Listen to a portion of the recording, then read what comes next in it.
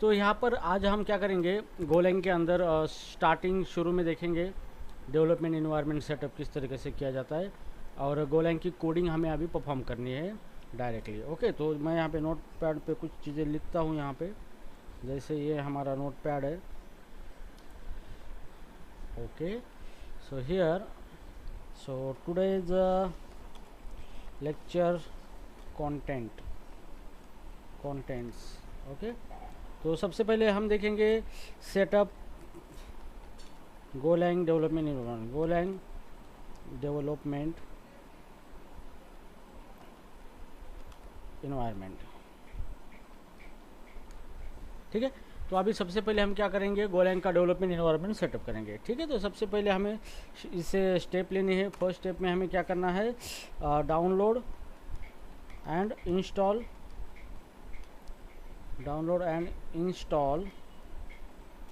Golang. ठीक है, तो चलो सबसे पहले हम ये इस स्टेप को पूरा कर देते हैं यहाँ पे। तो आपको यहाँ पे गूगल पे जाना है, गूगल सर्च इंजन है या फिर जो भी आपका फेवरेट ब्राउज़र है उसके ऊपर जाना है आपको यहाँ पे इस तरीके से। ओके, और यहाँ पे आपको करना है डाउनलोड गोलैंग। ठीक है, तो यहाँ पे देखो ये गोलैंग का ऑफिशियल वेबसाइट आया है, यहाँ पे डाउनलोड एंड इंस्टॉल गोलैंग, इसको क्लिक करना है सबसे पहले। और यहाँ पे देखो ये ऑप्शन आया है यहाँ पे डाउनलोड गोलैंग। ओके, तो यहाँ पे ये अलग अलग ऑपरेटिंग सिस्टम है, जैसे आपका लिनक्स है, लिनक्स के लिए आपको इस तरीके की स्टेप्स है, कुछ मैक्स ओएस है अगर ये स्टेप है, और हमारा विंडोज़ है तो विंडोज़ में ज़्यादा कोई झंझट है नहीं है यहाँ पे। ठीक है, अभी सबसे पहले आपको क्या करना है, यहाँ पे इसको डाउनलोड करना है यहाँ पे। ओके, इसको डाउनलोड करना है। अब ये जैसे भी यहाँ पे ये डाउनलोड का पेज आ चुका है हमारा यहाँ पे। अब डाउनलोड करने के लिए यहाँ पे देखो माइक्रोसॉफ्ट विंडोज़ ऑपरेटिंग सिस्टम, ये हमारी विंडोज़ ऑपरेटिंग सिस्टम है। ठीक है, तो आपको ये इसको क्लिक करना है। अगर आपकी लिनक्स है, मैक ओएस है, तो इसके लिए अलग अलग डिस्ट्रीब्यूशन बनाने वाले हैं। ठीक है, तो हम विंडोज़ यूज़ करते तो यहाँ पे इसको क्लिक करना है विंडोज़ के ऊपर। तो यहाँ पे देखो ये गोलैंग हमारा डाउनलोड होना स्टार्ट हो चुका है, तो ये गोलैंग हमारा डाउनलोड हो रहा है। ठीक है, अब मैं क्या करता हूँ, मेरे अंदर ऑलरेडी इंस्टॉल है, मैं उसको अनइंस्टॉल करता हूँ। ठीक है, सो रिमूव प्रोग्राम में जाके यहाँ पे जो भी मेरा गोलैंग है उसको मैं अनइंस्टॉल कर देता हूँ, और फिर से हम इसको इंस्टॉल करेंगे। ठीक है, तो यहाँ पे गोलैंग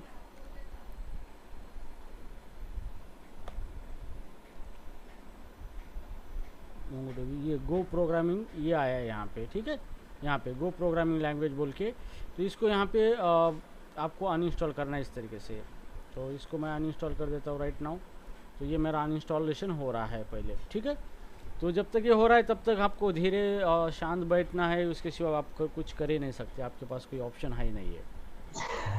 ओके, तो वो बोलते हैं ना, चोल चोल मुंगलान पोली पोली तेल, ऐसा कुछ नहीं होना चाहिए यहाँ पे। गोलैंग हमारा अनइंस्टॉल हो चुका है। ओके, अब हमें क्या करना है, जो हमने डाउनलोड किया था यहाँ पे, ठीक है, इसके अंदर जाना है। गोलैंग जो डाउनलोड किया था ये गोलैंग था हमारा। ठीक है, जब तक मैं VS कोड को भी अनइंस्टॉल कर देता हूँ ताकि आपको किस तरीके से इंस्टॉल करना है मैं आपको बताऊँगा सारी चीज़ें।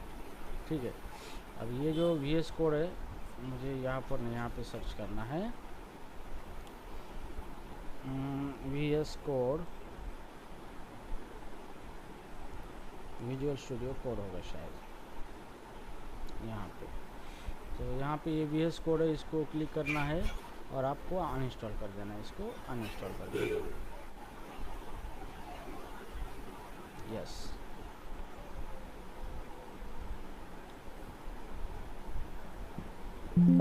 ठीक है, ये अनइंस्टॉल हो चुका है। ठीक है, तो हमारे सिस्टम में से हमने गोलैंग निकाल दिया है और VS कोड भी निकाल दिया है। ठीक है, तो यहाँ पे हमने जैसे भी हमने डाउनलोड किया था ये हमारा गोलैंग डाउनलोड किया था यहाँ पे। अगर आप फोल्डर में जाना चाहते हो तो यहाँ पे देख सकते हो ये डाउनलोड हुआ है यहाँ पे। ठीक है, अब इसको डबल क्लिक करके आपको क्या करना है, इसको एग्जीक्यूट करना है। अब ये एग्जीक्यूट हो रहा है यहाँ पे। अभी ये इस तरीके का आपको दिखेगा यहाँ पे। गोलैंग का वर्जन है 1.23.1। ठीक है, तो इसको नेक्स्ट करना है आपको, और ये I accept agreement, yes next. ये डिफ़ॉल्ट लोकेशन यही रखना है आपको, सी ड्राइव में प्रोग्राम फाइल और गो फोल्डर के अंदर। इसको नेक्स्ट करना है यहाँ और यहाँ पे इंस्टॉल करना है, ठीक है। बस ये अब इंस्टॉल हो रहा है, यहाँ पे यस कर देना है, तो ये गोलैंग आपका इंस्टॉल हो रहा है आपके मशीन पे।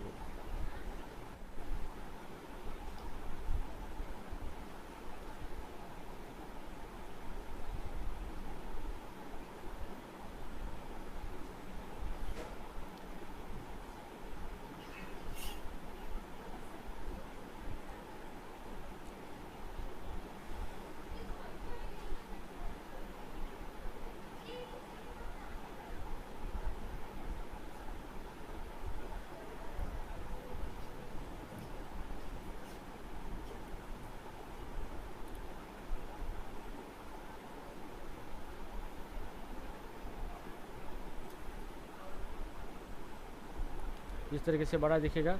अब यहाँ पे हमें चेक करना है गो, और यहाँ पे वर्जन देना है और एंटर करना है। तो यहाँ पे देखो ये आ चुका है गो वर्जन, गो 1.23.1 विंडोज़ AMD 64, ठीक है। इसका मतलब ये है कि आपका गोलैंग क्या हुआ है, सक्सेसफुली इंस्टॉल हुआ है आपके मशीन के अंदर, ठीक है। अब ये स्टेप आपकी कंप्लीट हो चुकी है ना। सेकंड स्टेप में आपको क्या करना है, एक एडिटर चाहिए आपको, टेक्स्ट एडिटर चाहिए या फिर कोई आईडी। तो हम आईडी यूज करेंगे VS code, download and install VS मतलब विजुअल स्टूडियो कोड, ठीक है। इसको अगर शॉर्ट फॉर्म में बोला जाता है VS कोड, ठीक है। इसको हमें डाउनलोड करना है, ओके। तो सबसे पहले यहाँ पे गूगल बाबा के पास जाएंगे और उसको बोलेंगे download VS code, download VS code for Windows, या फिर आपकी कोई भी ऑपरेटिंग सिस्टम है आप उसके हिसाब से। तो ये ऑफिशियल साइट है, इसको क्लिक करना है आपको, ऑफिशियल साइट को इस तरीके से, ओके। अब यहाँ पे देखो ये आपके अलग अलग ऑपरेटिंग सिस्टम के हिसाब से उसके अलग अलग सेटअप है, डिस्ट्रीब्यूशन है। तो यहाँ पे हमारा विंडोज़ है यहाँ पे, तो मेरा ऑपरेटिंग सिस्टम ये है कि विंडोज़ 64 बिट है, ठीक है। तो इसको क्लिक करना है, यूज़र इंस्टॉलेशन। जैसे भी आप इसको क्लिक करोगे यहाँ पे, ये यहाँ पे डाउनलोड होना स्टार्ट होगा आपका VS कोड, ठीक है। तो अभी चलो हम VS कोड को अभी डाउनलोड करेंगे। तो डाउनलोड करते वक्त एक ऑप्शन को हमें ध्यान में रखना है, मैं आपको बताऊंगा वो कौन सा ऑप्शन है।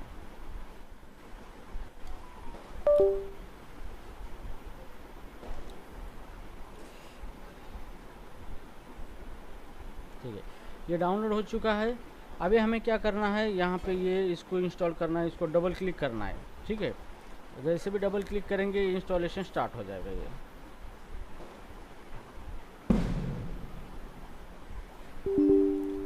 This program can only be install on version of Windows designer for the following processor architecture ARM64, ठीक है। तो यहाँ पे ये हमने गलत वर्जन इंस्टॉल हुआ है, फिर से हम जाएंगे इंस्टॉलेशन पेज के ऊपर यहाँ पे, और डायरेक्टली यहाँ पे एक डाउनलोड ऑप्शन है, इसी को क्लिक करेंगे हम, और यहाँ पे हम देखेंगे विंडोज़ 10 11। तो ये इसको क्लिक करेंगे, हमने यहाँ इसको किया था AMD प्रोसेसर को, तो हम इसको क्लिक करेंगे विंडोज़ 10 11 को, ठीक है। तो ये अभी नया डाउनलोड हो रहा है हमारा, ठीक है। तो ये डाउनलोड हो रहा है, वेट करेंगे इसको।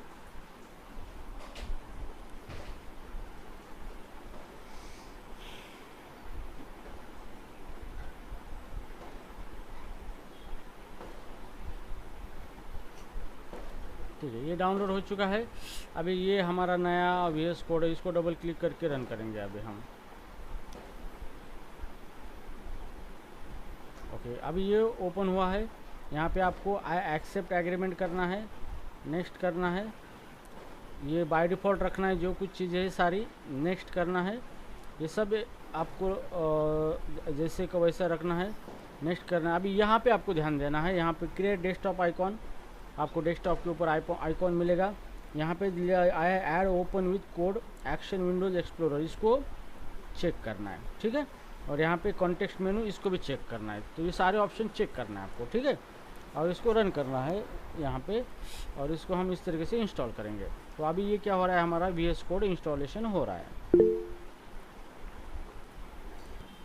ओके। अभी ये अच्छा सर, रिज्वाइन कर लेता हूँ हाँ सर। ठीक है, करो, कोई प्रॉब्लम नहीं। देखो अभी ये VS कोड हमारा हो गया इंस्टॉलेशन फिनिश, ठीक है। अब इतना होने के बाद ये VS कोड ऑटोमेटिकली हमारा स्टार्ट हो चुका है। अभी हम सबको इसको फिनिश कर देंगे, क्लोज कर देंगे सारी चीज़ें, ठीक है। अभी ये ब्राउज़र की भी ज़रूरत नहीं, हमें इसको क्लोज कर देंगे, ठीक है। अब यहाँ पे अभी हमारी एक्चुअल प्रोग्रामिंग शुरू होंगी, ठीक है। तो हियर ये दो चीज़ें अभी हो चुकी है हमारी, यहाँ पे हमने ये भी कर लिया है इसको। अभी हम लिखेंगे Golang first program, Golang first program, create and execute Golang first program, ठीक है। तो हम गोलैंग का फर्स्ट प्रोग्राम करेंगे। तो सबसे पहले अभी हमें क्या करना है, यहाँ पे आपको एक ध्यान में रखना है, एक फोल्डर बनाना है। आप कहीं पर भी बनाओ, आपकी चॉइस है। मैं यहाँ पे फोल्डर बनाना चाहूँगा, यहाँ पे शो मोर ऑप्शन में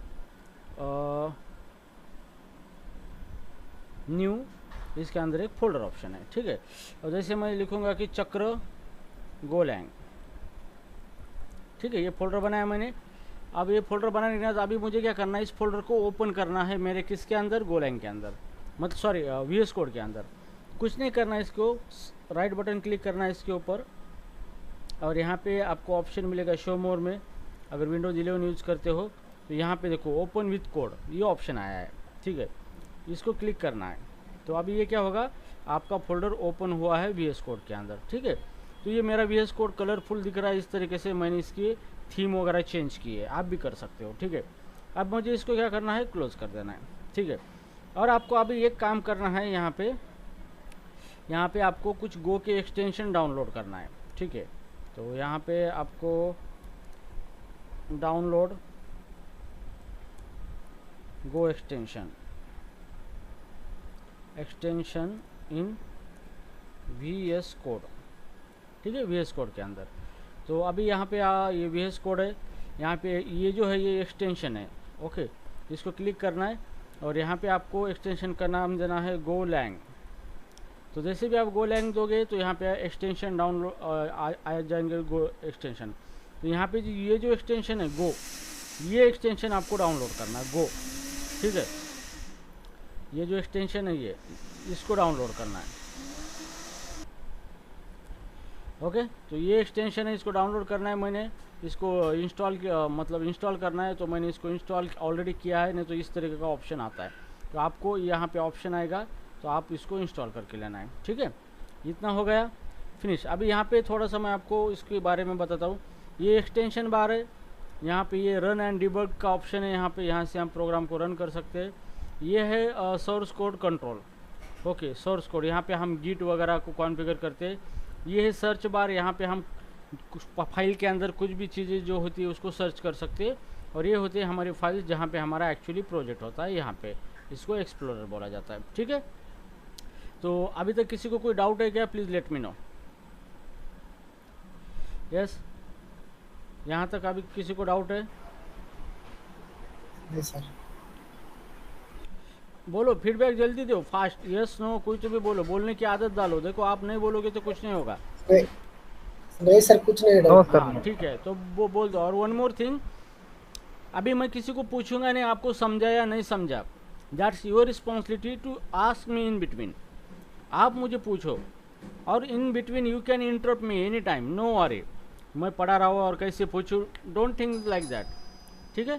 सो हियर अभी हम यहाँ पे आज के दिन तो यहाँ पे देखो, सबसे पहले आपको क्या करना है, यहाँ पे एक्सटेंशन डाउनलोड करना है, हमने कर लिए, ठीक है। अभी आपको क्या करना है, यहाँ पे क्रिएट गो मॉड फाइल, आपको एक गो मॉड फाइल क्रिएट करना है यूजिंग फॉलोइंग कमांड, ठीक है। तो आपको एक फाइल बनानी है, कमांड यूज करनी है आपको, गो मॉड इनिट, और यहाँ पे आपको देना है योर मॉड्यूल नेम। आप जो भी मॉड्यूल बनाना चाहते हैं वो मॉड्यूल का नाम देना है आपको, मॉड्यूल नेम, ठीक है। तो हियर यहाँ पे मैं एक यहाँ पे आपको जाना है सबसे पहले ये 3 डॉट दिख रहे हैं यहाँ पे एक ऑप्शन आएगा आपका टर्मिनल। यहाँ पे न्यू टर्मिनल ओपन करना है आपको, ठीक है। तो जैसे भी आप ये वो न्यू टर्मिनल ओपन करेंगे यहाँ पे, तो यहाँ पे ये टर्मिनल आपका आ चुका है, यहाँ पे ये टर्मिनल आपका आ चुका है, ठीक है। तो हियर ओके, अब ये टर्मिनल आपका आ चुका है। आपको यहाँ पे लिखना है गो, पहले मैं CLS कर देता हूँ इसको। यहाँ पे लिखना है गो मॉड इनिट, और मॉड्यूल का नेम कुछ भी देना है आपको। तो मैं दे दूंगा कोड लैंग्स, ये मॉड्यूल का नाम मैंने दिया है यहाँ पे, ठीक है। तो अभी यहाँ पे जैसे भी एंटर कर दूंगा, तो जैसे भी मैं इसको एंटर करूंगा तो यहाँ पे देखो creating a new go mod file यहाँ पे बन रही है, ठीक है। यहाँ पे तो हियर जैसे भी ये कमांड मैंने एग्जीक्यूट की है, यहाँ पे ये कमांड, तो यहाँ पे ये देखो गो डॉट मॉड नाम से एक फाइल यहाँ पे बन चुके हैं यहाँ पे, ठीक है। तो जिसके अंदर अगर हम क्लिक करेंगे तो यहाँ पे देखो मॉड्यूल का नाम है हमारे कोड लैंग्स, और यहाँ पे गो 1.23.1 ये इसका वर्जन है, और ये गो मॉड फाइल है, ठीक है। तो इसके बिना आपका प्रोग्राम रन नहीं हो सकता, ठीक है। ओके, तो ये चीज़ आपको करनी है पहली बात। अब सेकंड बात है, ये मॉड फाइल बनानी है, मतलब आपको एक मॉड्यूल क्रिएट करना है। आगे जाके मैं बताऊंगा मॉड्यूल क्यों क्या क्रिएट करना है, पैकेजेस क्या होते हैं, सारी चीज़ें मैं आगे जाके आपको बताऊंगा, ठीक है। तो फिलहाल आपको इतना स्टेप्स करना है। अभी ये स्टेप हो गया आपका। अभी ना नेक्स्ट स्टेप के अंदर आपको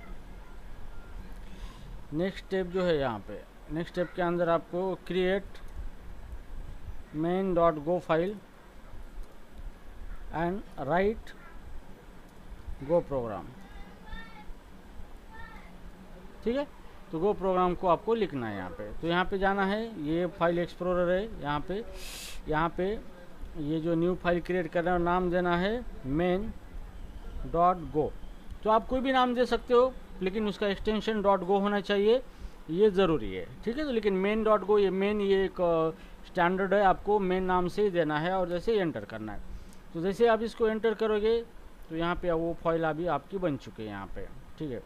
अभी सबसे पहले अभी गो का प्रोग्राम लिखना है, जैसे मैंने थ्योरी में बताया था, यहाँ पे पैकेज मेन।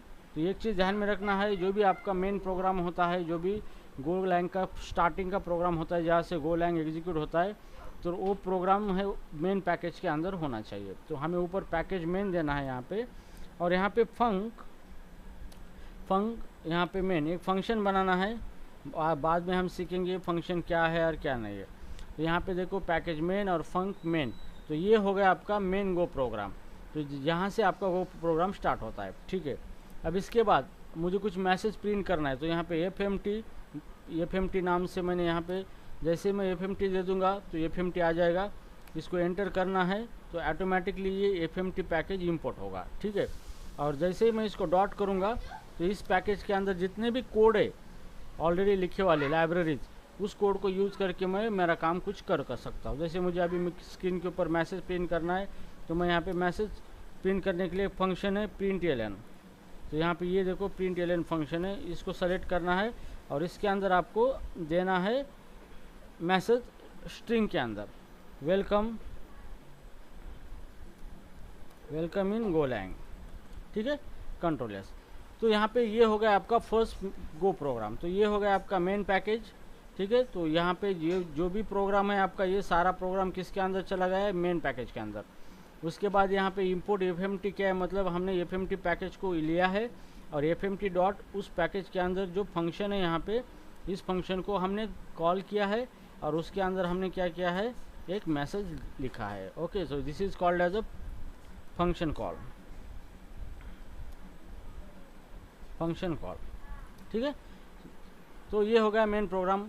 तो चलो अभी ये प्रोग्राम हमने लिख दिया है, अभी हम इस प्रोग्राम को रन करना है, ठीक है। तो हमें प्रोग्राम को एग्जीक्यूट करने के लिए हेयर एग्जीक्यूट main.go फाइल,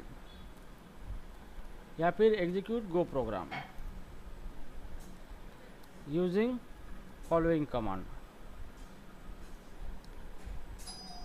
ठीक है। आप ये कमांड यूज़ करके हमें क्या करना है, इसको रन करना है। तो कमांड यूज़ करना है आपको गो रन, और जो फाइल का नाम क्या है हमारे main.go, ठीक है। तो ये गो कमांड है हमारी, गो रन ये कमांड है, और हमारी कौन सी फाइल रन करनी है, हमें main.go फाइल रन करनी है। तो ये कमांड हमें देनी है यहाँ पे, ठीक है। तो यहाँ पे आपको जाना है, यहाँ पे टर्मिनल पे ऊपर, और रन CLS करो पहले, पूरा टर्मिनल क्लियर हो जाएगा। ओके, और आपको कमांड देनी है गो रन main.go, ठीक है। तो ये गो रन main.go मतलब क्या, ये हमारी main.go फाइल है, और जैसे भी ये रन होगा तो ऑटोमेटिकली मेन फंक्शन है, इसके अंदर का कोड क्या होगा, रन होगा, और हमें ये फंक्शन क्या करेगा, प्रिंट करेगा क्या, मैसेज वेलकम इन गोलैंग, ठीक है। तो ये मैसेज प्रिंट करेगा कंसोल के ऊपर। तो कंसोल का मतलब ये नीचे जो दिख रहा है ये कंसोल है पूरा, ठीक है। तो चलो इस कमांड को रन करते हैं। जैसे ही मैं इसको एंटर करूँगा तो यहाँ पे ऑटोमेटिकली यहाँ पे देखो मैसेज आ चुका है, यहाँ पे वेलकम इन गोलैंग, ठीक है। तो यहाँ पे फर्स्ट प्रोग्राम हमने बनाया है, हमने सक्सेसफुली मैसेज प्रिंट किया है वेलकम इन गोलैंग। ओके, तो इस तरीके से हम मैसेज दे सकते हैं। तो आपको मल्टीपल मैसेज देना है तो आप मल्टीपल मैसेज दे सकते हो। यहाँ पे मल्टीपल मैसेज देने के लिए फिर से आपको FMT पैकेज यूज़ करना है, .println कमांड का इस्तेमाल करना है, ठीक है। और यहाँ पे देना है good afternoon guys, good afternoon guys, control S करना है, सेव करना है, और फिर जाके आपको फिर से रन करना है। तो अप एरो प्रेस करो, ऑटोमेटिकली ये कमांड आ जाएगी, और रन करो इसको। तो यहाँ पे देखो 2 लाइन का कोड है, ये 2 लाइन का code as it is run हुआ है, welcome in Golang and good afternoon guys, ठीक है। इतना यहाँ पे हमने प्रोग्राम करके रखा है यहाँ पे, ठीक है। तो गाइस किसी को कोई दिक्कत है इसके अंदर, अभी तक जो प्रोग्राम किया है हमने सिंपल गोलैंग का, किसी को कोई प्रॉब्लम है अभी फिलहाल? Yes, anybody else? No sir. Kishore समझते का? यस सर, समझ में आ रहा है, ठीक है, चलेगा। Yes sir. So right now here, अभी यहाँ पे मुझे क्या करना है, यहाँ पे ये जो प्रोग्राम है, ये लाइन, मुझे ये लाइन क्या करना है, मुझे रन नहीं करना है, लेकिन उसको ऐसा एज इट इज़ रखना है।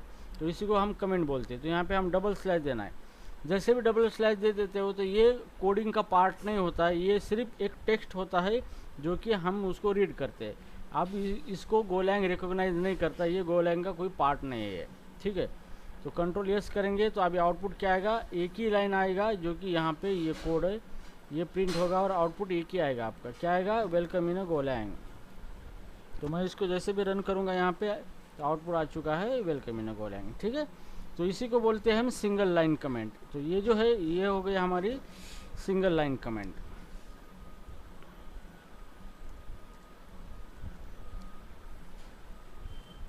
ठीक है। So this is called as a single line comment, मतलब ये सिर्फ एक लाइन को ही कमेंट कर देता है, मतलब एक लाइन को ही डिजेबल कर देता है, चाहे लाइन कितनी भी बड़ी हो, ठीक है। आगे अभी हम मल्टी लाइन कमेंट के बारे में देखेंगे। चलो मान लो मेरे पास और बहुत कुछ कोड है यहाँ पे, मैं और कुछ मैसेज यहाँ पे प्रिंट कर देता हूँ यहाँ पे, ठीक है। fmt.println, okay. तो पहला मैसेज है कोड लैंग्स AI1, ठीक है। उसके बाद है fmt.println, और मैं लिखता हूँ कोड लैंग्स AI2, और fmt.println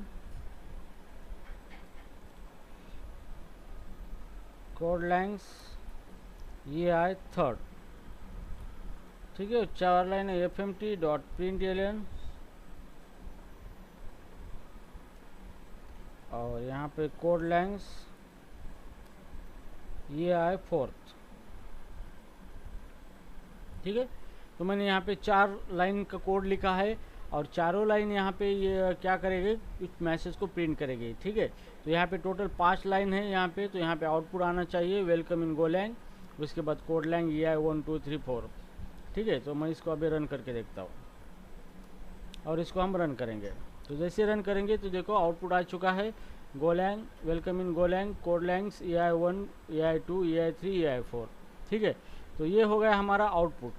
अब यहाँ पे मान लो कि मुझे क्या करना है कि मेरा जो कोड है यहाँ पे मुझे ये 3 लाइन को कमेंट करना है। तो मेरे पास ऑप्शन क्या है, मुझे तीन लाइन प्रिंट नहीं करना है लेकिन इसको रखना है। ठीक है, इसका ऑप्शन ये है कि इसको डबल स्लैश करके सिंगल लाइन कमेंट दे दूँ मैं यहाँ पे इस तरीके से। ठीक है, तो ये सिंगल लाइन कमेंट हो गया। ठीक है, तो मैं बार बार 3 लाइन को कमेंट दे दिया तो ये लाइन डिजेबल हो चुकी है। अभी मेरा आउटपुट यहाँ पे सिर्फ आएगा 2 लाइन का ही आएगा, एक वेलकम इन गोलैंग और सेकंड कोडलैंग्स EI1। चलो इसको मैं रन कर देता हूँ यहाँ पे। ये देखो वेलकम इन गोलैंग और कोडलैंग्स EI4। लेकिन अगर आपको लगता है कि मल्टी लाइन कमेंट देना है तो यहाँ पे आप क्या कर सकते हो, इस तरीके से मल्टी लाइन कमेंट दे सकते हो। आप बार बार इस तरीके की सिंगल लाइन कमेंट आपको नहीं देना है। ठीक है, तो मल्टी लाइन देने के लिए /* देना है और कहाँ तक देना है, वहाँ तक */ इतना देना है। तो यहाँ पे देखो आपने यहाँ से */ दिया है स्टार्टिंग और यहाँ पे एंड */ दिया है। इसके अंदर जितना भी कुछ लिखा हुआ है वो क्या होगा, ऑटोमेटिकली क्या होगा, डिजेबल होगा। ठीक है, ऑटोमेटिकली डिजेबल होगा, वो कोड का पार्ट नहीं होगा आपके। ठीक है, वो सिर्फ आपको एज अ टेक्स्ट दिखेगा वो। ठीक है, और यहाँ पे सिर्फ एक ही लाइन आपकी यहाँ पे रन होगी एज अ गोलैंग कोडलैंग्स EI नाम से। ठीक है, तो हियर जैसे भी मैं इसको रन करूँगा तो यहाँ पे welcome in Golang and codelangs EI4 यही आउटपुट यहाँ पे मिलेगा। तो इसी को बोला जाता है मल्टी लाइन कमेंट बोला जाता है। क्या बोला जाता है, multi line comments. Multi line. ठीक है, तो ये हो गया आपका मल्टी लाइन कमेंट हो गया। ठीक है, सो नाउ अभी तो यहाँ तक हमने अभी पढ़ा है। ठीक है, तो चलो अभी मैं यहाँ पे क्या करता हूँ, यहाँ पे इसको मैं अलग नाम से फंक्शन देता हूँ। यहाँ पे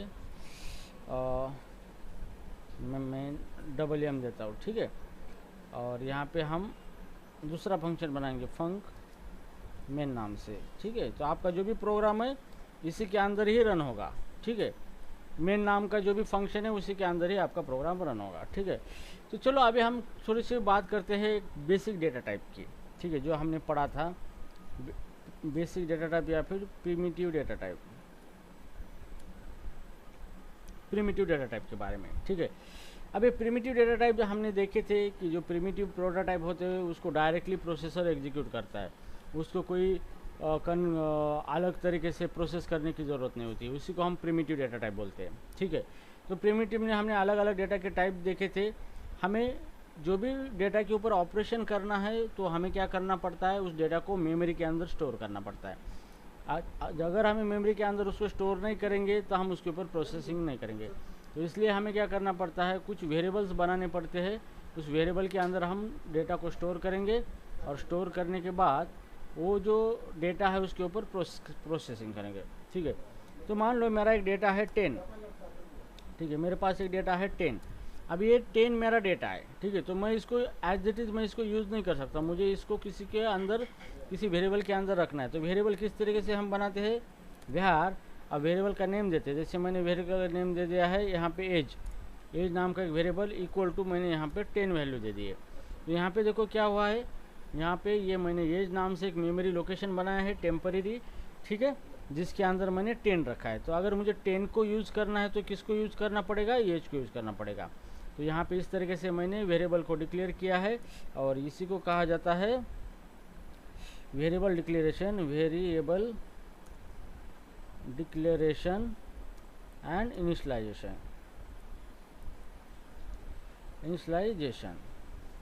ठीक है, नाउ अब इसके अंदर और एक कॉन्सेप्ट ये है कि ये किस टाइप का वेरिएबल डिक्लेरेशन है, it is a type inference variable declaration. ठीक है, तो इसी को कहा जाता है टाइप इन्फरेंस वेरिएबल डिक्लेरेशन। क्यों, क्योंकि इस वेरिएबल के अंदर हमने 10 रखा है, 10 इंटीजर वैल्यू है। ओके, और इस इंटीजर वैल्यू हमने एज के अंदर रखी है, तो एज नाम का जो भी वेरिएबल है उसका टाइप देखो ऑटोमेटिकली क्या हो चुका है, यहाँ पे इंटीजर हो चुका है। तो based on the value variable assign the type of that variable is determined by the what type of value is assign into that variable. ठीक है, तो ये वेरिएबल की डेटा टाइप अगर हमें डिसाइड करना है तो इसके अंदर किस टाइप का वैल्यू हमने रखा है, उस टाइप के वैल्यू के बेस पे इस वेरिएबल का टाइप डिफाइन होता है। तो यहाँ पे हमने एज के अंदर 10 रखा है, तो यहाँ पे 10 ये हमारा इंटीजर टाइप है, इंटीजर टाइप का डेटा है, तो यहाँ पे ऑटोमेटिकली एज जो हो गया वो इंटीजर टाइप का हो गया। ठीक है, अभी हमें इसको प्रिंट करना है एज को, तो आप सेम प्रिंट कर सकते हो यहाँ पे fmt.println, ये फंक्शन है println, और इसको आप डायरेक्टली इसके अंदर एज दे दो यहाँ पे। ठीक है, तो अभी देखो क्या हुआ, ये मेरा एज है, एज के अंदर मैंने 10 रखा है और मैंने एज को प्रिंट किया है, तो ऑटोमेटिकली क्या प्रिंट होगा आपका, ये 10 प्रिंट होगा। ठीक है, तो कंट्रोल एस करना है, इसको सेव करना है और इसको रन करना है, तो ये कंसोल को क्लियर करना है, तो cls कमांड दे दो और यहाँ पे गोलैंग की फाइल है गो रन main.go, इसको रन करो और एंटर करो, तो यहाँ पे आपको आउटपुट में क्या मिलेगा, ये 10 मिलेगा यहाँ पे। ठीक है, तो जो वैल्यू आपने एज के अंदर रखी थी वही वैल्यू आपको आपने प्रिंट की है। ठीक है, तो चलो इसके ऊपर एक छोटा सा प्रोग्राम बनाएंगे हम यहाँ पे कि किस तरीके से चीज़ें होती है। ठीक है, तो हियर तो मैं यहाँ पे देता हूँ राइट गोलैंग प्रोग्राम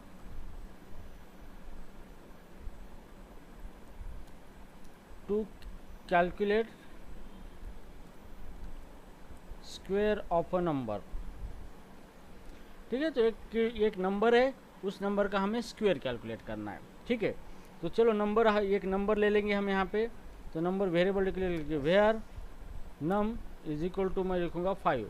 तो मैंने अभी नंबर के अंदर कितना रखा है, 5 है। अभी मुझे स्क्वायर कैलकुलेट करना है, तो मैं दूसरा वेरिएबल डिक्लेयर करूँगा वेयर स्क्वायर नाम से वेरिएबल डिक्लेयर किया इक्वल टू नम इंटू नम। ठीक है, नम इंटू नम। ठीक है, तो यहाँ पे आपको ये ब्रैकेट देना है, यहाँ पे नहीं दिया तो भी चलेगा, अगर ब्रैकेट देते हो तो ये बेस्ट तरीके से होता है। अब यहाँ पे क्या किया हमने, देखो नम के अंदर 5 रखा है और यहाँ पे हमने स्क्वायर के अंदर क्या रखा है, नम इंटू नम। तो उसी नंबर को अगर मल्टीप्लाई करेंगे तो रिजल्ट किसके अंदर आएगा, स्क्वायर के अंदर आएगा, और हम फिर उसका स्क्वायर प्रिंट करेंगे fmt.println,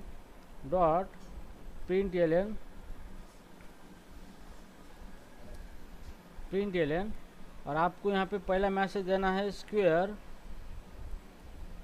ऑफ पहला दे दिया, comma space square of num comma is equal to comma, और जो भी आउटपुट आया है स्क्वायर को प्रिंट किया आपने यहाँ पे।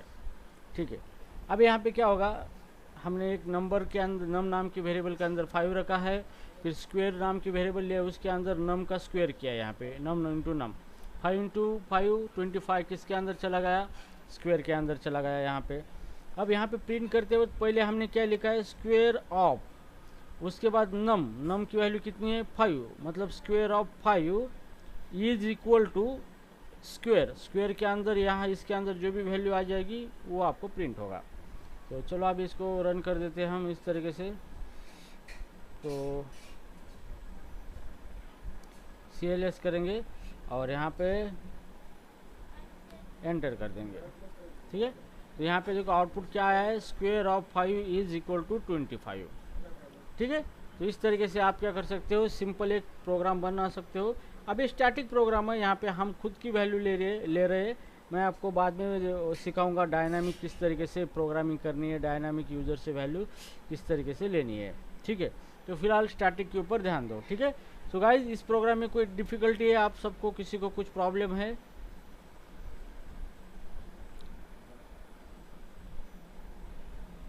नहीं है, ठीक नहीं सर। सो चलो इसको मैंने कमेंट कर दिया। चलो अभी हम दूसरा प्रोग्राम ले लेंगे उसके ऊपर, write Golang programme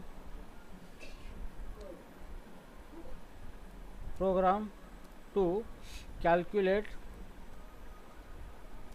cube of a number. अभी हमें एक नंबर का अभी क्यूब कैलकुलेट करना है। ठीक है, तो अब हम किस तरीके से क्यूब कैलकुलेट करेंगे। तो पहले var एक नंबर लेंगे num और उसके अंदर मैं दे दूंगा 3, ठीक है। और var एक क्यूब नाम का वेरिएबल लिखूंगा मैं, और इज इक्वल टू उसके अंदर क्या लिखेंगे, क्यूब बनाना है। अब एक नंबर का क्यूब कैसा बनता है, उसी नंबर को हम 3 बार उसी नंबर से मल्टीप्लाई करते हैं, मतलब num इंटू नम, ठीक है। मतलब हमने क्या किया है, इसी नम को 3 बार उसी से मल्टीप्लाई किया है, तो वो क्या बन गया, क्यूब बन गया।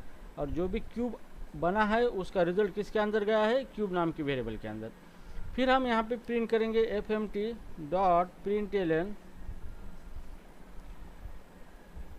और यहाँ पे हम लिखेंगे cube of cube variable comma, उसके बाद इज इक्वल टू कॉमा, और उसके बाद हम इसको क्यूब प्रिंट करेंगे। सो क्यूब ऑफ यहाँ पे नम, जो भी नंबर है उसका num is equal to cube, ठीक है। तो यहाँ पे ये प्रोग्राम हमने बनाया है। तो यहाँ पे क्या किया है, एक नम नाम का वेरिएबल लिया है जिसके अंदर हमने यहाँ पे एक नंबर स्टोर करके रखा है जो कि नंबर 3 है। अब क्यूब नाम के वेरिएबल के अंदर हमने क्या किया है, नम इंटू नम, मतलब नम के अंदर 3 है, तो 3 को 3 बार खुद से मल्टीप्लाई किया है, वो उसका क्यूब बना है। यहाँ पे ये क्यूब बन चुका है। और उसके बाद फिर हमने मैसेज दिया है पहले स्ट्रिंग में क्यूब ऑफ नम के अंदर कितना है 3, उसके बाद इज इक्वल टू प्रिंट होगा, और उसके बाद क्यूब के अंदर कितना होगा, जिसका मल्टीप्लाई जितना हुआ है उतना होगा, ठीक है। तो चलो अभी हम इसको रन करते हैं, cls करके क्लीन कर देते हैं कंसोल को, और गो रन main.go फाइल को रन कर देते हैं यहाँ पे। तो देखो यहाँ पे आउटपुट आ चुका है, cube of 3 is equal to 27 आ चुका है, ठीक है। तो इस तरीके से हम क्या कर सकते हैं, यहाँ पे क्यूब निकाल सकते हैं। ओके, तो चलो और हम एक प्रोग्राम करेंगे practically.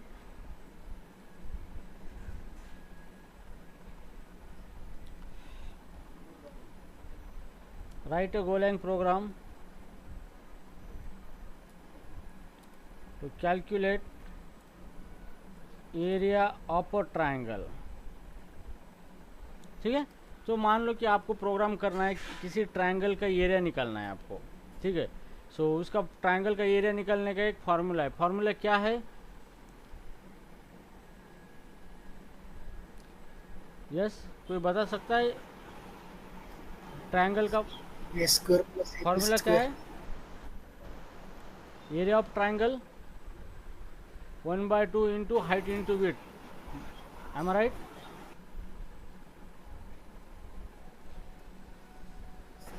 Yes sir. 1/2 into height into width, ठीक है, ये फार्मूला है। तो अभी यहाँ पे एक चीज़ ध्यान में रखो, मैं आपको एक स्पेशल सेशन भी लेने वाला हूँ जो कि आपको फार्मूले कैसे यूज करना है, कॉम्प्लेक्स फार्मूले प्रोग्रामिंग के अंदर पुटअप कैसे करना है, ये चीज़ भी मैं आपको सिखाऊंगा। मैक्सिमम ये बताई नहीं जाती, ज़्यादा कोई आपको बताता नहीं, लेकिन मैं आपको बताऊंगा कि कॉम्प्लेक्स टू कॉम्प्लेक्स फार्मूले किस तरीके से इसके अंदर यूज़ करना है, ठीक है। तो जैसे जैसे हमारा ट्रेनिंग आगे चलेगा आप मास्टर होते जाओगे बहुत अच्छी तरीके से, ठीक है। तो चलो अभी हम यहाँ पे, तो सबसे पहले देखो यहाँ पे आपको क्या करना है, हाइट और विड्थ डेटा लेना है, पहले डेटा लेना है। तो यार अब ट्रायंगल की जो हाइट है और विड्थ ये तो पॉइंट में हो सकती है, जैसे 3.5 या फिर 6.25.6। तो जहाँ पर भी डेटा हमारा पॉइंट में आता है, मतलब ये डेटा किस टाइप का है, फ्लोट 64 टाइप का डेटा है। तो अभी हमें क्या करना है, अगर कोई भी डेटा पॉइंट के अंदर स्टोर करना है वेरिएबल के अंदर, तो हमें फ्लोट 64 टाइप का डेटा टाइप यूज़ करना पड़ता है, ठीक है। तो अभी हम यहाँ पे डेटा टाइप नहीं यूज़ कर रहे, डायरेक्टली हम टाइप इन्फरेंस यूज़ कर रहे हैं। तो सबसे पहले डेटा प्रिपेयर करके लेना है यार, व्यार हाइट, मान लो हाइट है हमारी 4, हाइट है 4, व्यार विड्थ कितना है यहाँ पे 5, ठीक है। हाइट और विड्थ हमारे पास आ गई। अभी हमें इसका क्या करना है, एरिया निकालना है। तो व्यार एरिया निकालना है, तो हमें क्या करना है 1/2 इंटू हाइट इंटू विड्थ। ठीक है, ये फार्मूला हमें पुटअप करना है यहाँ पे। ठीक है, 1/2 इंटू हाइट इंटू विड्थ, या फिर 1/2 का मतलब क्या होता है यहाँ पे 0.5, आप ऐसे भी लिख सकते हो। ठीक है, लेकिन यहाँ पे हम लिखेंगे 1/2 हाइट इंटू विड्थ। हमने यहाँ पे फार्मूला पुटअप किया और इसको इस तरीके से ब्रैकेट में रख दो। ये गुड प्रैक्टिस होती है फार्मूला को ब्रैकेट में रखना। ठीक है, अब हमारा एरिया यहाँ पे कैलकुलेट हो चुका है और जो भी रिजल्ट आएगा ये रिजल्ट किसके अंदर आएगा, एरिया नाम के वेरिएबल के अंदर। ठीक है, सो राइट नाउ अभी हम इसको प्रिंट करेंगे fmt.println, और मैं यहाँ पे लिखूँगा area of triangle is equal to comma, और एरिया किसके अंदर आया है, हमारे एरिया नाम के वेरिएबल के अंदर। तो यहाँ पे एरिया यहाँ पे इस तरीके से। ठीक है, तो ये प्रिंट क्या करेगा, पहले ये प्रिंट करेगा इतना, फिर उसके बाद एरिया की वैल्यू ये प्रिंट करेगा यहाँ पे। ठीक है,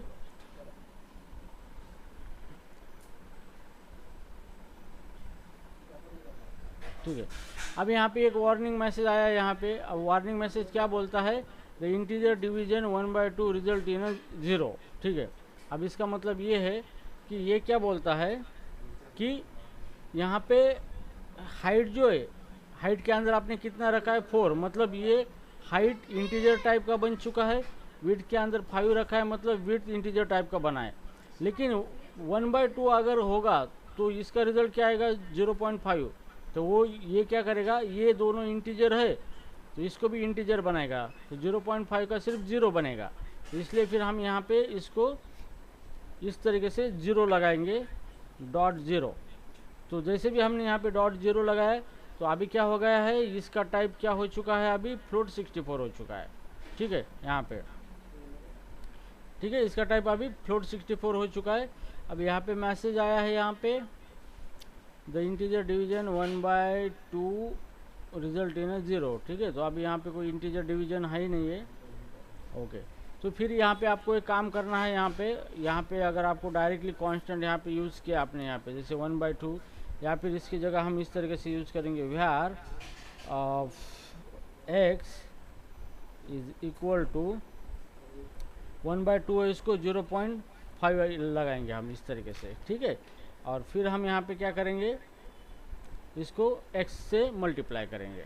ठीक है, ठीक है, तो यहाँ पे देखो हाइट 4.0 है, विड्थ 5.0 है, और x के अंदर हमने 0.5 रखा है। ओके, 0.5 का मतलब क्या होता है 1/2। ठीक है, 1/2 का मीनिंग होता है 0.5, और हमारा फार्मूला क्या है, हाइट इंटू विड्थ इंटू 0.5 मतलब 1/2। ठीक है, तो ये एरिया हमारा कैलकुलेट हो चुका है और यहाँ पे हमने इसको प्रिंट किया है। ठीक है, तो कंट्रोल यस करेंगे और हम इसको अभी प्रिंट करेंगे कि रन करेंगे। ठीक है, तो यहाँ पे देखो एरिया ऑफ ट्राइंगल इज 10, तो ट्राइंगल का एरिया कितना आ चुका है, हमारा 10 आ चुका है। ठीक है, तो इस तरीके से आप क्या कर सकते हो, ट्राइंगल का एरिया आप निकाल सकते हो। ठीक है,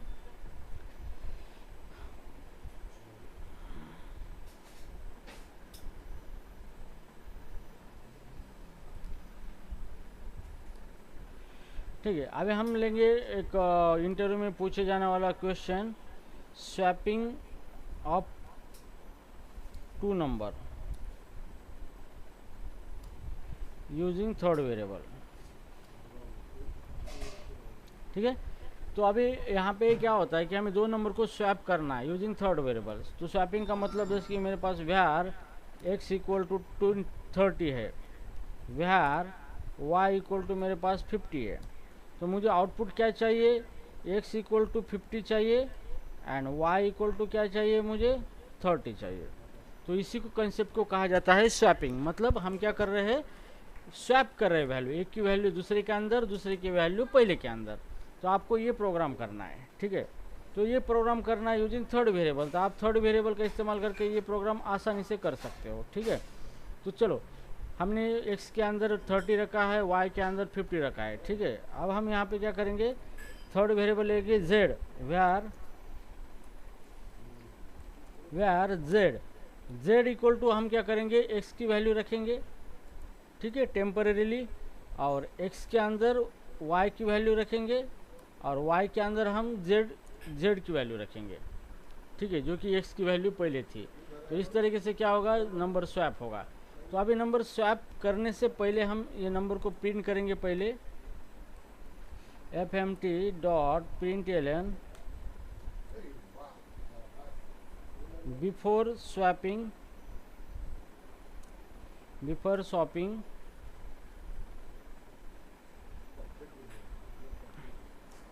x equal to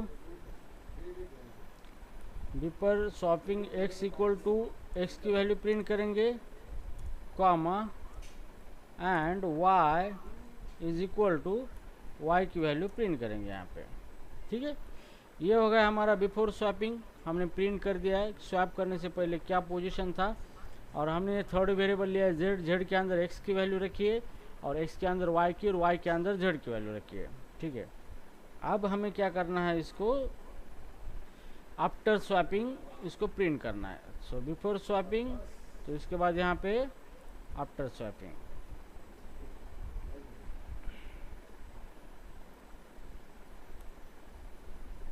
before swapping, उसके बाद है आफ्टर स्वैपिंग, ठीक है। तो चलो अब इस प्रोग्राम को हम रन करते हैं।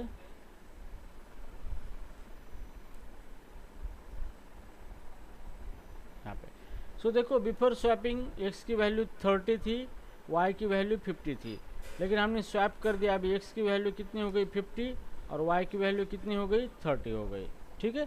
तो इस तरीके का आपको एक प्रोग्राम पूछा जाता है यूजिंग थर्ड वेरिएबल। लेकिन आपको स्वैपिंग का प्रोग्राम तीसरा वेरिएबल यूज़ करने के लिए अलाउड नहीं देते कंपनी में। आपको सिर्फ 2 वेरिएबल का इस्तेमाल करके उसको स्वैप करना है, ठीक है। कैसे, मैं आपको बताऊंगा यहाँ पे। इसमें कोई दिक्कत है किसी को?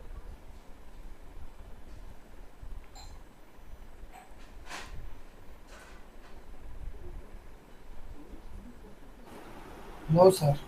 चलो, तो मैंने इसको कमेंट आउट कर दिया। अभी हम यहाँ पे देखेंगे, यहाँ पे अभी इंटरव्यू में आपको 100% प्रोग्राम पूछा जाता है। Write go program to swap 2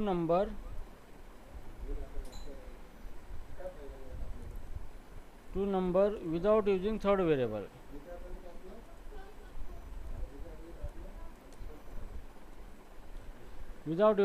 variable. अब देखो कितनी प्रॉब्लम आती है। ओके, जैसे मेरा x है, x अब मेरे 2 वेरिएबल है, ठीक है। जैसे कि मान लो मेरे पास x है, व्हेयर x इक्वल टू 10 है and where y equal to 20 है। अभी मुझे तीसरा वेरिएबल यूज़ करना है नहीं, तो मुझे इसको स्वैप करना है।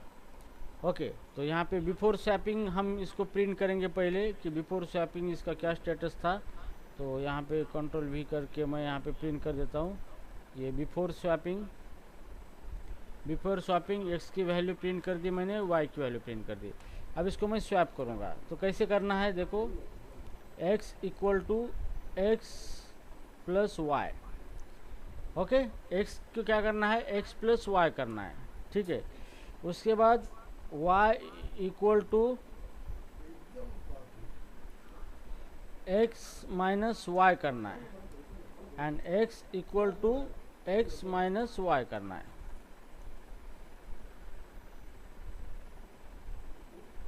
देखो मेरा कैलकुलेशन भी चूक सकता है। देखो पहले x equal to x plus y 30 minus 20 10 and okay, ठीक है। तो देखो x equal to x plus y, y equal to x minus y and x equal to x minus y, ठीक है। इस तरीके से हमने तीसरा वेरिएबल का यूज़ नहीं किया है और डायरेक्टली हम इसको अभी प्रिंट कर देंगे स्वैपिंग हो रहा है या नहीं हो रहा है। तो यहाँ पे आफ्टर स्वैपिंग, ठीक है, आफ्टर स्वैपिंग। तो चलो अभी इसको रन कर देते हैं।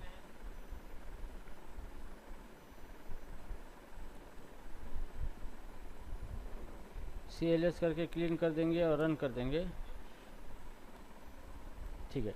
देखो बिफोर स्वैपिंग x की वैल्यू 10 थी, y की वैल्यू 20 थी, लेकिन आफ्टर स्वैपिंग के बाद x की वैल्यू 20 हो गई, y की वैल्यू 10 हो चुकी है, ठीक है। तो इस तरीके से आपको ये इंटरव्यू में 101% क्वेश्चन पूछा जाता है कि आप किसी प्रोग्राम को 2 नंबर को स्वैप करके दिखाओ विदाउट यूजिंग थर्ड वेरिएबल। ठीक है, so understood guys how it is work.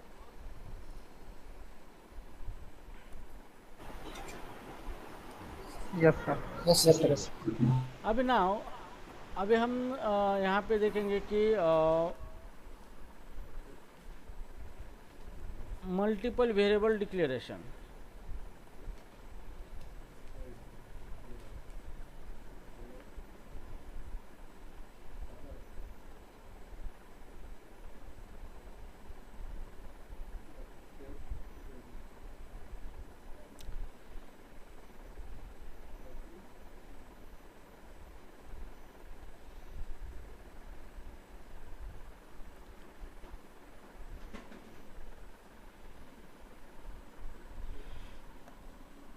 Okay,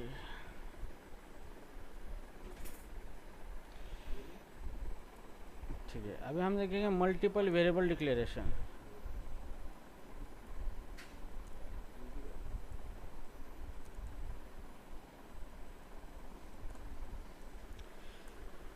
okay, तो अभी हमने एक लाइन में एक ही वेरिएबल डिक्लेयर किया था लाइक दिस, इस तरीके से यहाँ पे var x इक्वल टू 10। ठीक है, ये एक लाइन हो गई। तो यहाँ पे हमने दूसरी लाइन पे किया था var y इक्वल टू 50। तो यहाँ पे एक सिंगल लाइन पे हमने एक ही वेरिएबल डिक्लेयर किया और उसके अंदर वैल्यू रखी है, लेकिन हम एक ही लाइन के अंदर मल्टीपल वेरिएबल डिक्लेयर कर सकते हैं गो लाइन के अंदर। किस तरीके से, जैसे x इक्वल टू 10, ठीक है, comma y equal to 50, x equal to 10 comma y equal to 50। ठीक है,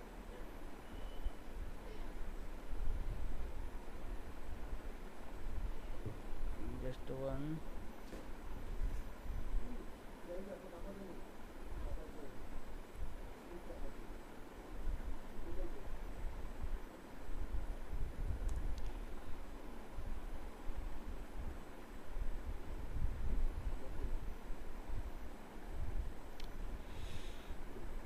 okay, no worry.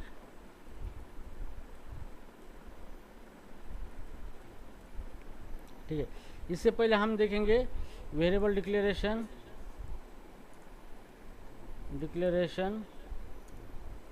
Using type annotation.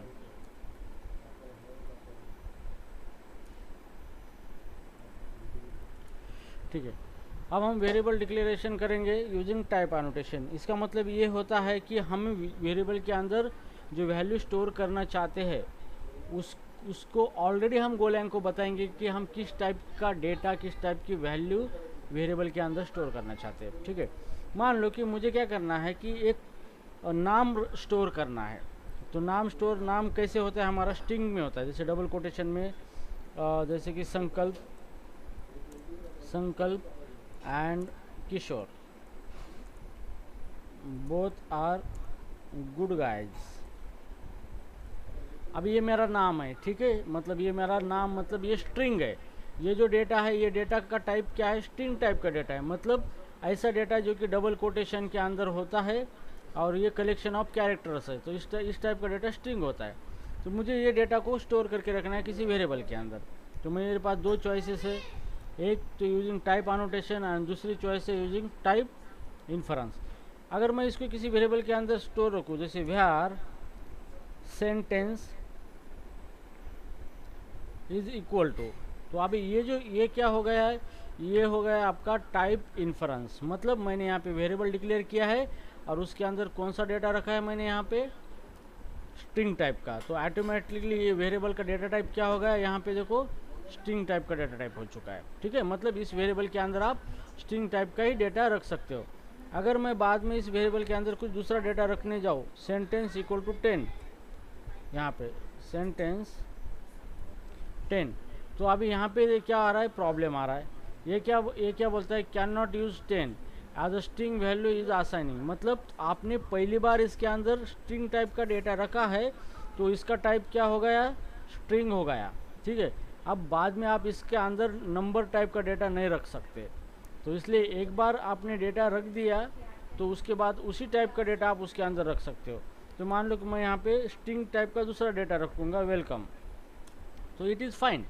अब यहाँ पे कोई दिक्कत नहीं, क्यों? क्योंकि पहली बार हमने उसके अंदर स्ट्रिंग टाइप का डेटा रखा है सेंटेंस के अंदर, तो उसका टाइप ऑटोमेटिकली डिटरमाइन हो गया है स्ट्रिंग, और फिर बाद में हम उसके अंदर स्ट्रिंग टाइप का ही डेटा रख सकते हैं, दूसरा डेटा स्ट्रिंग टाइप का ही रख सकते हैं उसके अंदर, okay. But other than string type हम नहीं रख सकते, क्यों? क्योंकि पहली बार उसके अंदर जो भी डेटा रखा है ये उसी टाइप का वेरिएबल हो चुका है, ठीक है। तो ये सेंटेंस अभी आपको उसके अंदर आप सिर्फ स्ट्रिंग टाइप का डेटा ही रख सकते हो, दूसरा नहीं रख सकते, ठीक है। तो चलो मैं इसको प्रिंट करके रखता हूँ, fmt dot println sentence, control S किया है मैंने यहाँ पे, और मैं इसको अभी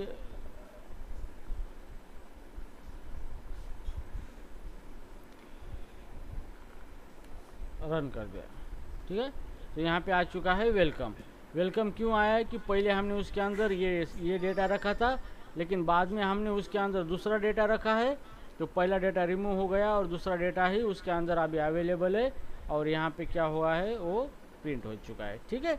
तो इस तरीके से क्या कर सकते हो आप, एक बार वेरिएबल डिक्लेयर मतलब आपने यूज़ किया है, डिक्लेयर किया है, उसके अंदर डायरेक्टली आपने कुछ डेटा रखा है, तो उसी टाइप का वो वेरिएबल बनता है जिस टाइप का डेटा आपने रखा है। तो बाद में आप उसी टाइप का डेटा उसके अंदर रख सकते हो, दूसरे टाइप का डेटा आप उसके अंदर नहीं रख सकते, ठीक है। नाउ और ये जो है इसी को बोला जाता है टाइप इन्फेरेंस, ठीक है।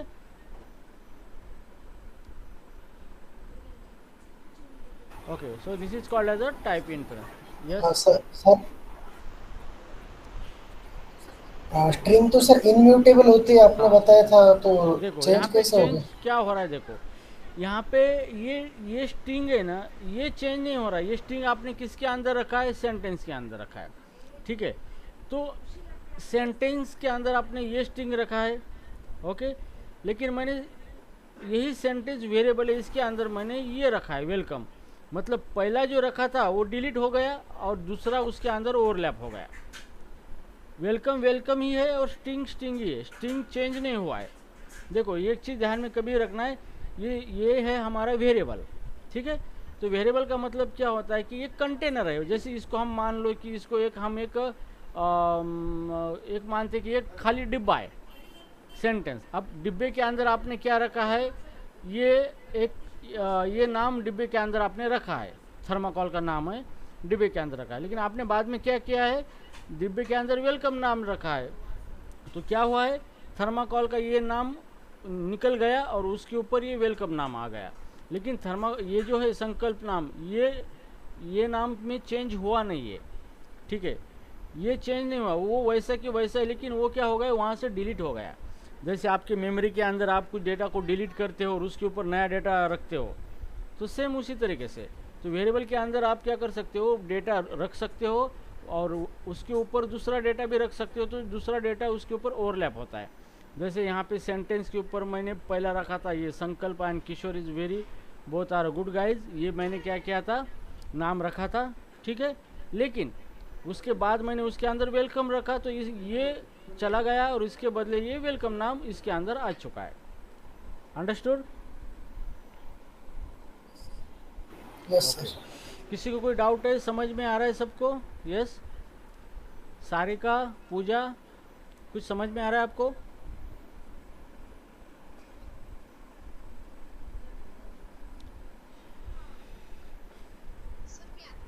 सर मी आत्ताच जॉईन झाले. का उशीर म्हटलं म्हणजे का नाही जॉईन झाले काय?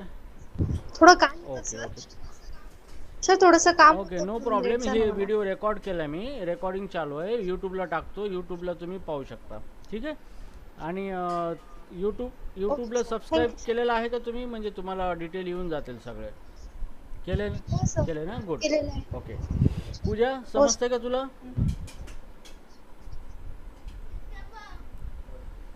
पूजा, आर यू देअर? किशोर, संकल्प, यस किशोर, सर, समझा था। समजतंय का? हाँ सर. ठीक आहे, काही प्रॉब्लेम नाही. पहिल्या 1-2 लेक्चरमध्ये तुम्हाला नाही जरी समजलं तरी डोंट वरी, जसं जसं आपण पुढं जाणार आहेत तसं तसं सारे कॉन्सेप्ट मैं क्लियर करता हूँ, ठीक है। दैट्स वाई मैं टैब और शिखो, याच्यामुळे टैब और मैं आपको पढ़ाता हूँ कि टैब के ऊपर मुझे पूरा फ्लो दिखाने आता है, क्या हो रहा है, किस तरीके से चीज़ें हो रही है ना। प्रैक्टिकल में कुछ चीज़ें क्लियर नहीं होती, लेकिन डोंट वरी, नहीं भी हुई तो भी हम टैब के ऊपर मैं आपको बहुत अच्छी तरीके से पढ़ाऊँगा, ताकि आप बेहतर तरीके से उस चीज़ को समझ सकोगे, ठीक है, चलेगा। अभी ये एक हो गया राइट नाउ। अभी सेकंड कि अभी हम अभी देखेंगे multiple variable assignment, multiple variable assignment, ठीक है।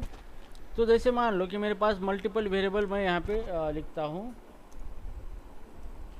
Sorry, multiple variable declaration and initialisation.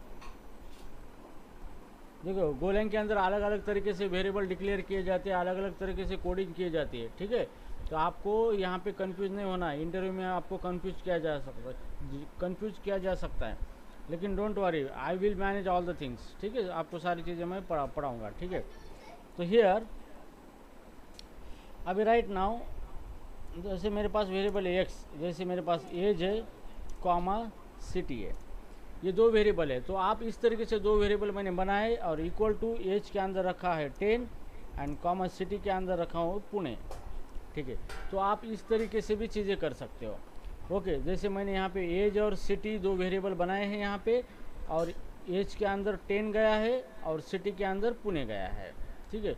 इसी को बोला जाता है multiple variable declaration and initialization. अगर आपको ऐसा कोई कोड दिखे तो आप समझ जाना है कि ये किस तरीके से काम कर रहा है, ठीक है। तो जैसे कि एज के अंदर 10 गया है, सिटी के अंदर पुणे गया है, तो जिस ऑर्डर में ये वेरिएबल हमने डिक्लेयर किए हैं उसी ऑर्डर में उसकी वैल्यू चली जा रही है, ठीक है। तो पहला एज है तो पहली वैल्यू चली जाएगी, दूसरा सिटी है तो दूसरी वैल्यू चली जाएगी उसके अंदर, ठीक है। और यहाँ पे हम लिखेंगे fmt.println, उसको प्रिंट करेंगे, एज को प्रिंट करेंगे और कॉमा सिटी को भी प्रिंट करेंगे यहाँ पे, कंट्रोल एस, ठीक है, इस तरीके से। सो राइट नाउ अभी इसको रन करना है हमें, तो किस तरीके से रन करेंगे, यहाँ पे यह हमारी कमांड है गो रन main.go फाइल है। तो जैसे भी हम इसको रन करेंगे तो आउटपुट यहाँ पे आया है 10 और पुणे, जो हमने लिखा था वो यहाँ पे आउटपुट आ चुका है हमारा, ठीक है। तो इस तरीके से आप क्या कर सकते हो कि मल्टीपल वेरिएबल क्या कर सकते हो, आप डिक्लेयर करके उसके अंदर वैल्यू इनिशियलाइज कर सकते हो, ठीक है। सो राइट नाउ हियर अभी स्वैपिंग का प्रोग्राम जो हमने बनाया था विदाउट यूजिंग थर्ड वेरिएबल, जो कॉम्प्लेक्स कैलकुलेशन किए थे हमने यहाँ पे, ये गोलैंग के अंदर हम बहुत आसान तरीके से कर सकते हो। किस तरीके से, देखो यहाँ पे, ठीक है। अब यहाँ पे जैसे मेरे पास है var num1 comma num2 equal to num1 के अंदर 10 कॉमा num2 के अंदर 20 रखा है मैंने, ठीक है। अभी मैं क्या करूँगा यहाँ पे num1 comma num2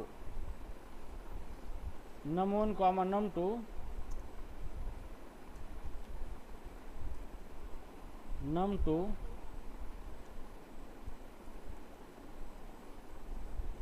num1 comma num2 is equal to, ये क्या हो रहा है,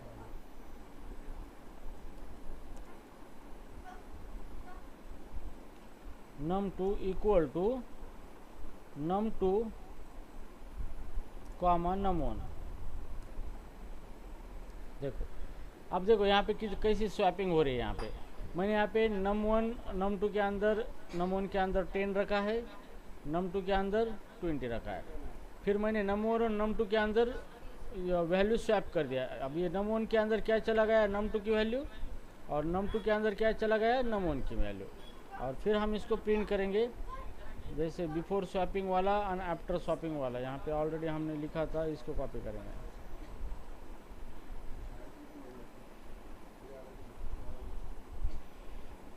ये before swapping,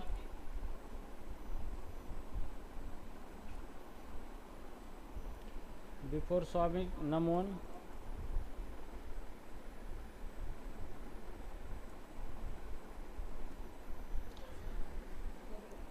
and num2 num2, ठीक है। और फिर अभी हम इसको क्या करेंगे, आफ्टर स्वैपिंग चेक करेंगे इसको वर्क हो रहा है या नहीं हो रहा है।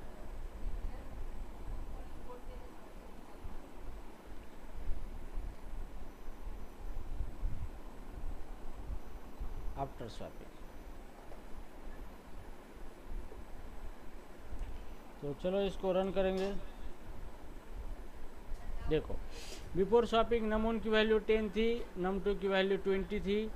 आफ्टर स्वैपिंग num1 की वैल्यू 20 हो गई और num2 की वैल्यू 10 हो गई। तो ये देखो कितनी आसान तरीके से आप गोलैंग के अंदर स्वैपिंग का प्रोग्राम कर सकते हो, ठीक है। लेकिन इंटरव्यू में कभी कभी आपको ये भी तरीका यूज़ करने के लिए नहीं बोला जाता है, आपको सिर्फ ये तरीके से ही काम करना पड़ता है यहाँ पे, ठीक है। लेकिन आप ये इसका प्रिपरेशन करो, आपको तीन ही तरीके से काम करने आना चाहिए, ठीक है। पहले, ठीक है, तो यहाँ पे देखो इस कॉन्सेप्ट को बोला जाता है multiple variable declaration and initialization. तो आप मल्टीपल वेरिएबल डिक्लेयर कर सकते हो और उसको वैल्यू इनिशियलाइज कर सकते हो मल्टीपल वेरिएबल को साइमल्टेनियसली, ठीक है। Understood guys? Any problem, any doubt, any difficulty?